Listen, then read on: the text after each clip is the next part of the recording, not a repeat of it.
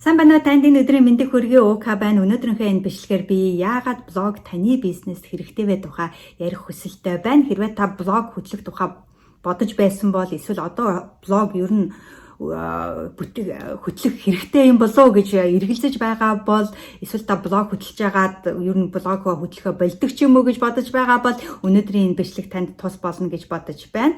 Тийм учраас цааш нь үргэлжлүүлэн сонсноо.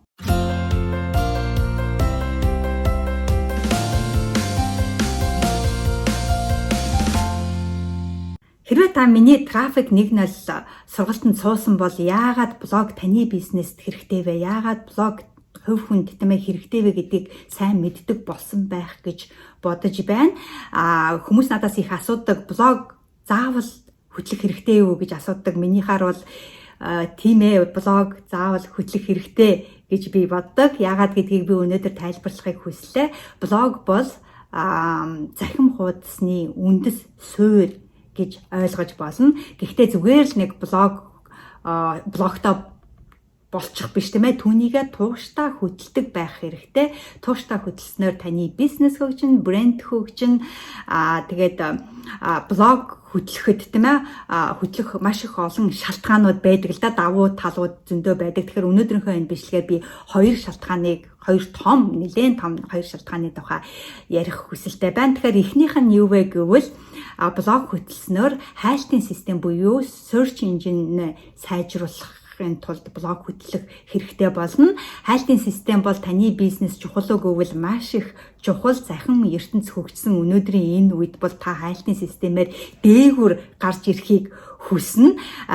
Тэ нөгөө хүмүүс хайж байгаа тохиолдолд таны компани, таны бизнесийг хайлтын системээр сайн гарч ирж байгаа тохиолдолд та олон хүмүүсийг бизнес руугаа татах боломжтой болно. Хэрвээ та хайлтын системээр доогуур тийм ээ гарч байгаа бол таны бизнесийг тэр олон хүмүүс хайж олж ийм бизнес байдаг юм байна гэдгийг мэдэх боломжгүй болно гэсэн үг л дээ. Тэгэхээр одоо ихэнх олон хүмүүс чинь Google руу ороод Google-ээс YouTube-тайгаа хайж олж байгаа шүү дээ. Тэг авах давхартаа бүхэл мэдээллийг Google-ээс авч जैन хаана юу байгааг бүгдийг Google-ээс олж байгаа. Энэ үед бол таны бизнес Google-ээр хайж байгаа, энэ хайлтын системээр хайж байгаа тохиолдолд ил гарч ирж явбал маш сайн хэрэг болно. Тийм учраас блог хөтлөх нь хайлтын системийн дээгүр оруулж ирэх магадлал нь өндөр байдаг. Та хэр их блог хөтлж, хэр их контент орж, хэрхэн өөрийнхөө түлхүүр үгийг сонгосноос шалтгаалаад энэ search engine optimization-а сайжруулах боломжтой болно гэсэн үг л дээ. Жишээлбэл би жишээ татъя. Та аялал жуулчлалын компанитай байлаа гэж бодъё. Тэгэх юм бол мэдээж олон хүмүүс таны компанийг мэдээсээ, дуулаасаа, хараасаа, үзээсээ гэж бодож байгаа. Тэгэхээр одоо хин нэгэн хүн дэлхийн айлч үнцгт байсан хамаагүй тийм ээ. Хин нэгэн хүн аялал жуулчлал Монголд гэд хайж байгаа тохиолдолд магадгүй монголоор хайж болно, магадгүй англиар хайж болно, ондоо олон хэлээр хайж болно. Тэгэхээр тэр бүх түлхүүр өгнүүдэд та контент бүтээхдээ оруулж өгнө гэсэн үг л дээ. Тэгэхээр та хэрвээ англиар блогоо хөтлж болно, англи, монгол хоёр хэл дээр блогоо хөтлж болно тийм ээ.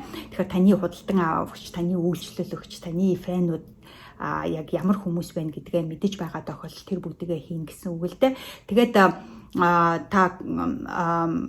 аялал жуулчлалт Монголд гээд Google дээр одоо хайгаад үзлээ гэж тохиолдолд Google аялал жуулчлал, Монголын аялал жуулчлалтай холбоотой бүхэл мэдээллийг гаргаж ирнэ гэсэн үг. Одоо жишээлбэл та Google дээр юм хайхаар ингээд олон мэдээллүүд нэг мэдээлэл хайхаар зөндөө олон линкнүүд гараад ирчихдэг шүү дээ тийм ээ Google дээр. Тэгэхээр тэр Google дээр хайж байгаа хайлтаар хамгийн ихний хуудсанд дээгүр гарч ирж ирнэ гэсэн үг. Тэгэхээр хамгийн ихний хуудас дээгүр гарч ирсэн тохиолдолд одоо жишээлбэл аялал жуулчлал таны компани ихний хуудас дээрээсээ 3 дахьад гарч ирж байгаа бол хүмүүс сонирхоод эхнийхэн дараа нь 2 дахьын дараа нь 3 дахьын дараад үзээд таны бизнесийг мэддэг болох жишээтэй. Хэрвээ та хайлтын системээр search engine чинь муу байгаа бол таны бизнес эхний хуудсанд гарч ирэхгүй, магадгүй 2 дахь хуудсанд гарч ирнэ, 3 дахь хуудас, 4 дахь, 5 дахь ингээд цаашаа үргэлжлүүлээ олон хуудас гарч ирнэ. Их хүмүүс бол ихэвчлэн эхний хуудсыг үздэг, 2 дахь хуудсыг бол бараг үздэггүй шахуу байдаг. Эхний хуудсанд байгаа компаниудтай танилцаад гараад явах жишээтэй. Тийм учраас хэрвээ та блог өнөөдөр хөтлж байгаа бол блог дээр контентууд хүнд хэрэгтэй, үн цэнтэй контентууд оруулаад түлхүүрүүгээ сайн сонгож байгаа тохиолдолд таны search engine-ээр хайхад search engine optimization SEO-го сайжруулах боломжтой болно гэсэн үг. Өнөөдрөөс хийснээр 6-аас 8 сарын дараагаар таны вебсайт, блог дээгүүр гарч ирэх боломжтой болно гэсэн үг. Тийм учраас блогоороо дамжуулаад search engine-өө сайжруулах боломжтой болно гэсэн үг. За тэгэхээр хоёр дахь арга нь юу вэ гэвэл эхнийх нь бол search engine-өө сайжруулахад блог маш их үүрэг гүйцэтгэдэг. Хайлтны системээр дээгүүр гарч ирэхэд блог маш сайн үүрэг гүйцэтгэдэг. Хоёр дахь нь юу вэ гэвэл email листээ хөгжүүлэхэд блог маш их тус болдог. Тэгэхээр орчин үед email лист хэрэгтэй гэвэл маш их хэрэгтэй. Email лист хэр сайн хөгжөөн тэр хэмжээгээрээ бид нэр олон өөрийнхөө бараа бүтээгдэхүүн үйлчилгээгээ бусдад хүргэх борлуулах боломжтой болно гэсэн үг л дээ. Тэгэхээр email list гэдгийг хэрвээ та мэдэхгүй байгаа бол энэ доор би линкээ оруулчихсан байгаа. Тэр линктээр дараад email list гэж яг юу юм бэ гэдгийг мэдэх боломжтой болно. Мөн би email list-ийг хэрхэн хөгжүүлэх талаар бас видео бичлэг оруулсан байгаа. Та доор оруулсан линктээр дарснаар бас тэр email листээ хэрхэн яаж хөгжүүлэх тухай бас мэдэх болно. Бас email листийн тухай ерөнхий мэдлэгтэй болох байх. Тэгэхээр блог хөтлснөөр email листээ хөгжүүлэх боломжтой болдог.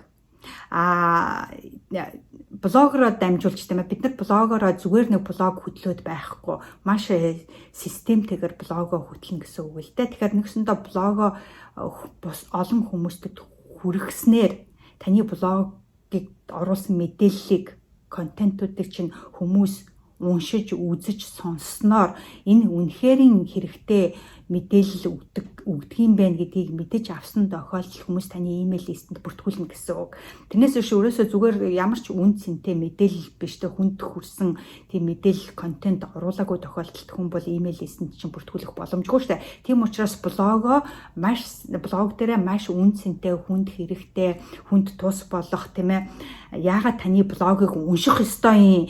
Үнэхэрийн унших ёстой блог байна. Орж шалгаж байх захим хуудас байна гэдгийг мэдсэн тохиолдолд тэр мэдээллийг чи авахын тулд хүмүүс таны email листэнд бүртгүүлнэ гэсэн үг л дээ.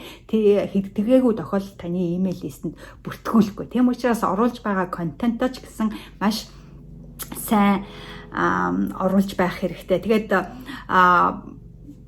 хэрвээ та YouTube бичлэг дээр видео бичлэг оруулж байгаа тохиолдолд хэрвээ видеогоо өөрийнхөө блог дээр оруулаад өгсөн тохиолдолд search engine-аар гарах магадлал нь маш их байдаг, илүү хүчтэй байдаг. Тийм учраас та өөрийнхөө видеог оруулж болно, өөрийнхөө подкастыг оруулж болно тэр блог дотроо.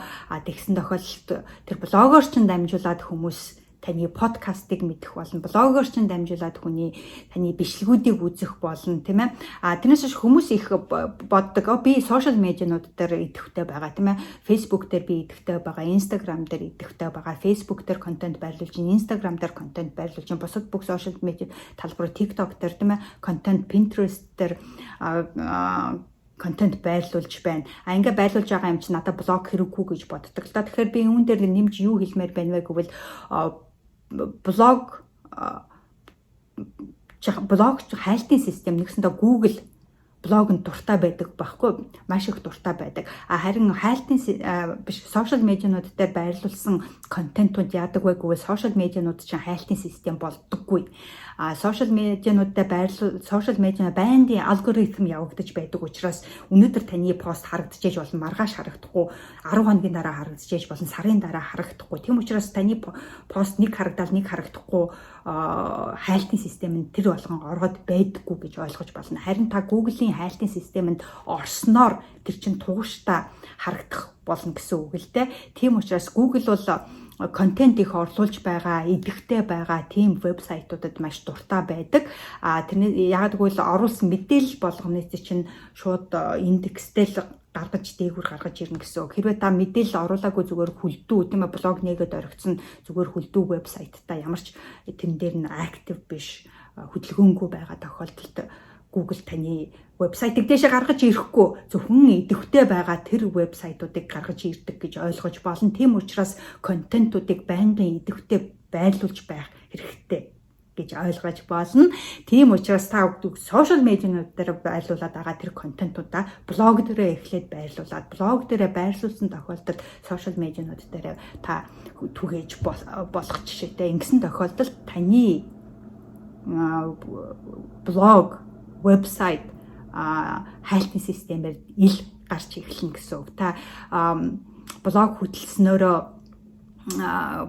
бусад бүх өөрийнхөө өрсөлдөгч компаниудаас ч гэсэн илүү ил гарч ирэх боломжтой, олон хүний нүдэнд харагдах боломжтой болно гэсэн үг. Олон хүний нүдэнд харагдсанаар та олон хүнийг имэйл листэндээ бүртгэж авна. Олон хүнийг имэйл листэндээ бүртгэж авснаар та олон худалдан авагч, үйлчлүүлэгч, фэнүүдтэй болно гэсэн үг. Олон худалдан авагч, үйлчлүүлэгчтэй болсон тохиолдолд та мэдээж таны орлого нэмэгдэн шүү дээ, тийм ээ. Түүнийг хүсгүй хүн гэж байхгүй, бизнес эрхлэгч бид бүгд түүнийг хүсэж байгаа, тийм ээ. Тийм учраас блог маш чухал үүрэг гүйцэтгэдэг юм шүү. Тэгэхээр хамгийн эхний нэг том нь болохоор search engine-аас сайжруулах хүсэлтэй байгаа тохиолдолд хүсэлгүй хүн гэж байхгүй, мэдээж дижитал ертөнцийн та онлайн бизнес эрхэлж байгаа бол онлайн бизнес эрхлээгүй ч гэсэн та дижитал ертөнцийн дээр өөрийнхөө бизнесийг ил гаргаж ирэх хүсэлтэй байгаа учраас search engine-аас сайжруулах хэрэгтэй болно. Үүний тулд блог маш их чухал үүрэгтэй. Хоёрдугаарт имэйл листээ хөгжүүлэх хэрэгтэй. Имэйл листээрээ дамжуулж та бараа бүтээгдэхүүнээ борлуулах боломжтой байдаг учраас энэ дижитал ертөнцийн өнөөдрийн ертөнцийн тийм учраас имэйл листээ маш сайн хөгжүүлэх хэрэгтэй болно. Үүний тулд блог маш их үүрэг гүйцэтгэдэг юм шүү гэдгийг би дахин хэлэх хүсэлтэй байна. За тэгэхээр өнөөдрийн энэ бичлэг тийм ээ жоохон ч гэсэн танд тус болсон байх гэж бодож байна. Хэрвээ та бизнестэй бол, брэндтэй бол, түүнийг хөгжүүлэх хүсэлтэй байгаа бол та өнөөдрөөс эхлээ блог хөтлөж эхлээрэй гэдгийг хэлэх хүсэлтэй байна. За өөр санаа оноо байгаа бол доор комментаа бичиж үлдээгээрэй.